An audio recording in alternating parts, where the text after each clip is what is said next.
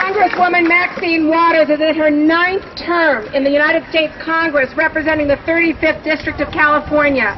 She is a tireless advocate for those who are disenfranchised, both here at home, throughout the country, and yes, around the world. She is beloved by her constituents and her colleagues. My favorite story about Maxine Waters is 4 years ago at Jewish World Watch's very first rally at the Federal Building. She was driving by the rally. She didn't know anything about it because we hadn't told her. And all of a sudden she sees the word Darfur, and she sees that there is a rally, and she gets out of her car and she says, I want to speak out on this issue. And she came to the podium and she spoke beautifully, and she has been a staunch advocate and supporter of the anti-genocide work we're doing. Please welcome Congresswoman Maxine Waters.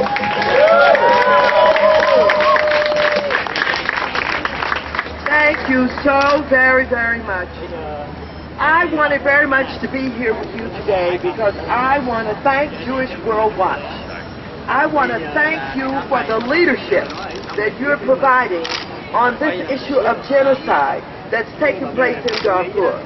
You have not only been early in identifying what was going on there, you have sustained an effort to bring attention to the genocide, and you have drawn to you all of these young people who have gotten involved, and I'm very excited about the young people who have joined in this effort, because I know that these are our new leaders and our leaders for tomorrow, and on their watch they will never allow this to happen. A big round of applause to the young people.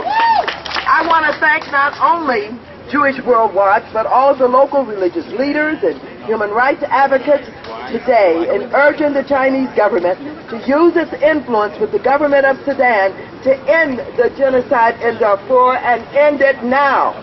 I would like to thank not only Jewish World Watch, all of the co-founders, Janice Kamenir Resnick, Rabbi Harold Schulweiss, Rabbi Joshua Levine Grader of Pasadena Jewish Temple, Pastor Samuel Chu of Emmanuel Presbyterian Church, Haig Hosbispanian of the Armenian National Committee, Rabbi Ari Lubetz of Benai, David Judea for organizing this very important event to highlight the worst humanitarian crisis facing our world at this time.